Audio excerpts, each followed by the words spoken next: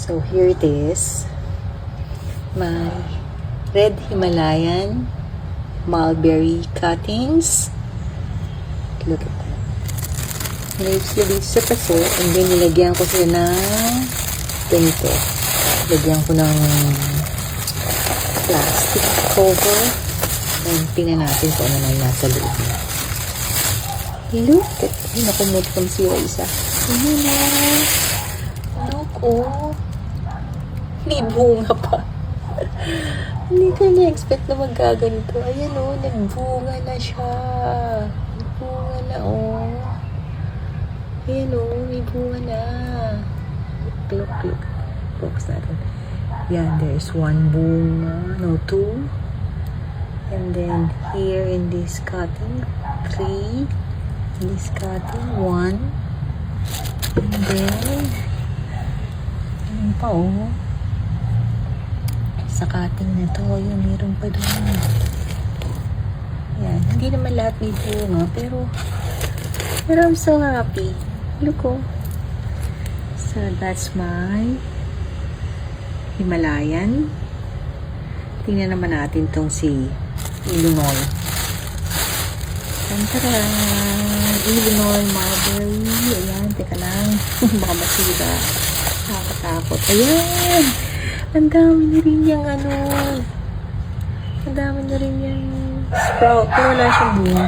I think kailangan ko nang alisin yung ano niya, oh. Kasi natanggal ng dahon. Kasi naluto na siya sa loob. So, ayan.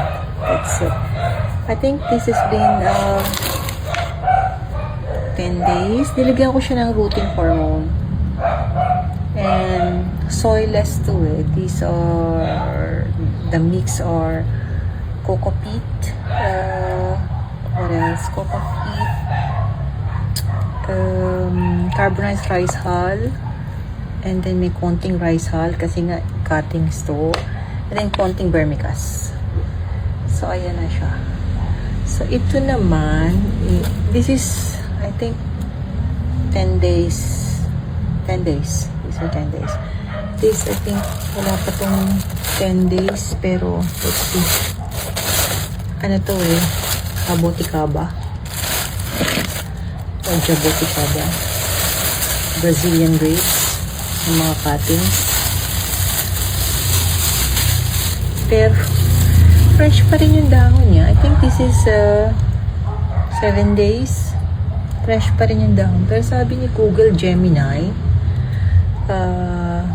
fake ano daw fake reaction. Kasi kahit na fresh pa rin yung dahon niya, wala pa rin daw itong roots sa loob. Kaya ayoko siyang i-check.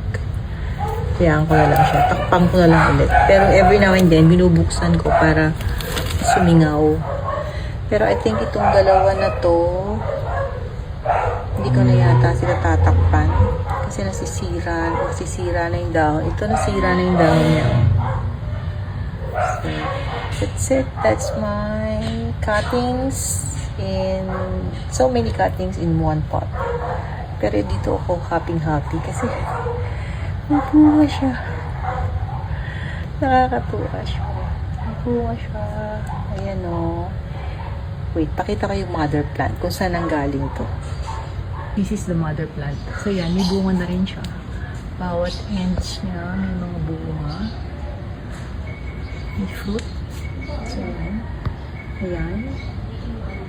Ayan. Ayan pa. So lahat may fruit. So yan. Sa paso lang siya. So, that's it.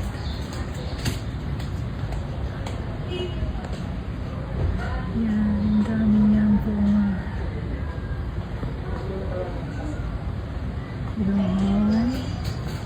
My only problem here is paano ko ito paghihiwa-hiwalayin.